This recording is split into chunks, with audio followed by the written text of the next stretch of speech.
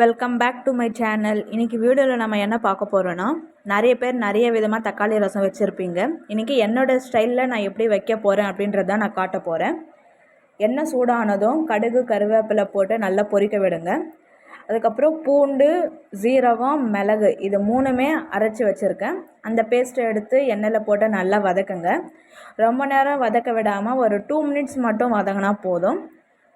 அதுக்கப்புறம் அரைச்சி வச்ச பேஸ்ட்டு, தக்காளி பேஸ்ட்டு, அப்புறம் மஞ்சள் தூள், ரசப்பொடி, கொத்தமல்லி, தேவையான அளவு உப்பு இது எல்லாத்தையும் சேர்த்து எண்ணெய் பிரிஞ்சு வர வரைக்கும் நல்லா வதக்குங்க. அது எல்லாமே நல்லா வதங்கினதுக்கப்புறம் உங்களுக்கு எவ்வளோ புளிப்பு தேவையோ அதுக்கேற்ற மாதிரி புளி கரைசலை கரைச்சி ஊற்றுங்க.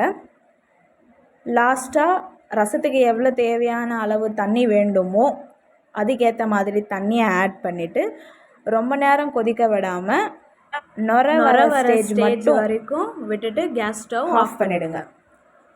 அவ்வளோதான், என்னோடய ஸ்டைலில் தக்காளி ரசம் ரெடி. இந்த வீடியோ பிடிச்ச லைக் பண்ணுங்கள், ஷேர் பண்ணுங்கள், கமெண்ட் பண்ணுங்கள். மறக்காமல் என்னோடய சேனலுக்கு சப்ஸ்கிரைப் பண்ணுங்கள். தேங்க்ஸ் ஃபார் வாட்சிங்.